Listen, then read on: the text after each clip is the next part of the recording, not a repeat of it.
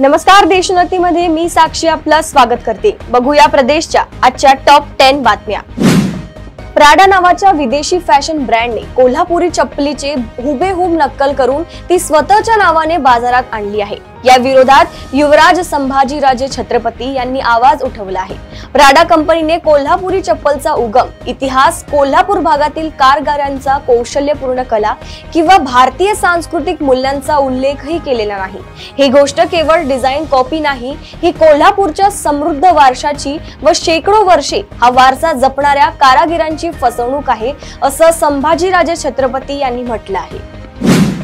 शिवसेना खासदार संजय राऊत यांनी दाखल केलेल्या फौजदारी मानहानी प्रकरणात भाजपाचे नेते आणि मत्स्य व्यवसाय आणि बंदरे विकास मंत्री नितेश राणेंना माझगाव दंडाधिकारी कोर्टानं दणका दिलाय। या खटल्याच्या सुनावणीस न्यायालयातील हजेरीतून कायमची सूट मिळावी याकरिता नितेश राणेंनी 2 जून रोजी केलेला अर्ज कोर्टाने फेटाळून लावलाय। गेल्या सुनावणीत गैरहजर राहण्याबाबत राणेंना सशर्त परवानगी देण्यात आली होती।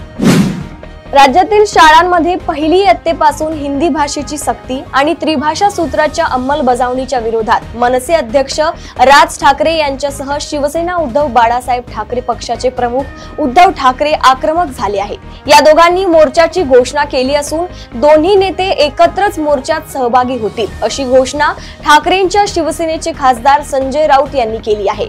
अनेक वर्षांनंतर दोन्ही ठाकरे बंधूंचं राजकीय मनोमिलन होणार असल्याने मराठीच्या आंदोलनाच्या निमित्ताने मुंबईच्या रस्त्यावर मोठी गर्दी लोटण्याची शक्यता आहे।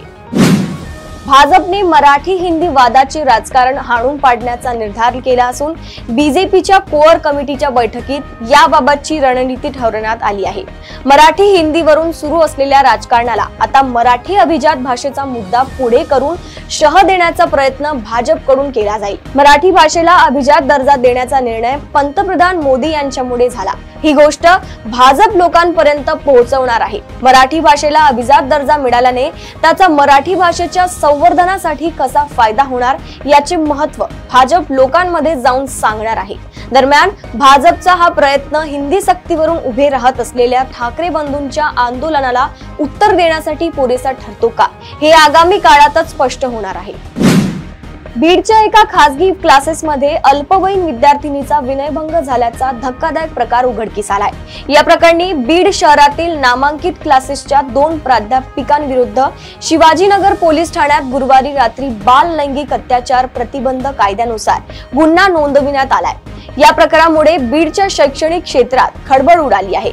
प्राध्यापक विजय पवार व प्राध्यापक प्रशांत खाटोकर असं गुन्हा नोंद झालेल्या दोघांची नावे आहेत। पुणे जिल्ह्याचा निरोप घेऊन संत श्रेष्ठ ज्ञानेश्वर माऊलींचा आषाढी वारी 2025 पालखी सोहळा गुरुवारी सातारा जिल्ह्यात दाखल झाला। पाडेगाव इथं सोहळ्याचं भक्तिमय वातावरणात स्वागत करून दत्त मंदिर घाटावर माऊलींच्या पादुकांना पहिलं शाही स्नान घालण्यात आलं। यावेळी नदीपात्रात बुडताना 3 जणांना रेस्क्यू टीमसह एनडीआरएफच्या जवानांनी वाचवलं, त्यामुळे मोठी दुर्घटना टळली। हैदराबाद मधील सालार जंग कुटुंबातील वंशजानं 150 कोटींची जमीन शिवसेना खासदार संदीपान भुमरे यांच्या ड्रायव्हरच्या नावानं भेट म्हणून दिली आहे। 3 एकर जमिनीची किंमत 150 कोटी इतकी आहे। या प्रकरणी खासदार संदीपान भुमरे व आमदार विलास भुमरे आणि त्यांचा चालक जावेद रसूल यांची आर्थिक गुन्हे शाखेकडून चौकशी सुरू आहे। छत्रपती संभाजीनगर पोलिसांच्या आर्थिक गुन्हे शाखेनं या ड्रायव्हरला चौकशीसाठी बोलावलं आहे। त्याच्या आयकर रिटर्नच्या प्रती, उत्पन्नाचे स्थापित स्रोत आणि त्याच्या नावावर गिफ्ट डीड कोणत्या आधारावर स्वाक्षरी करण्यात आली आहे हे स्पष्ट करण्यास सांगितले आहे।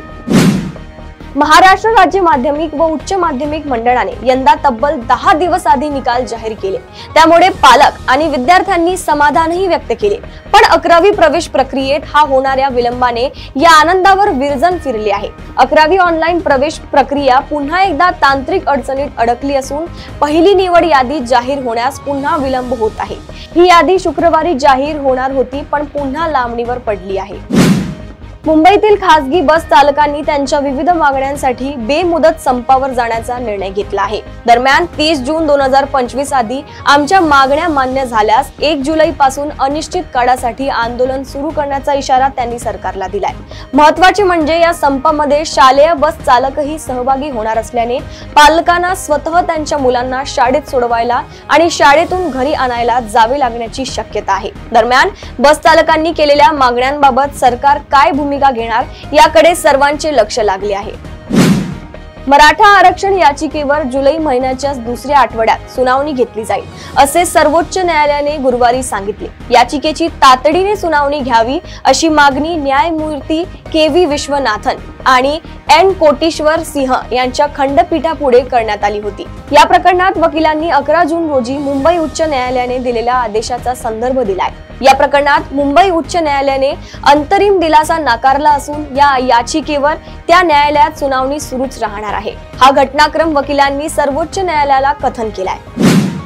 प्रदेशातील अशाच टॉप 10 बातम्या जाणून घेण्यासाठी बघत रहा देशोन्नती। नमस्कार।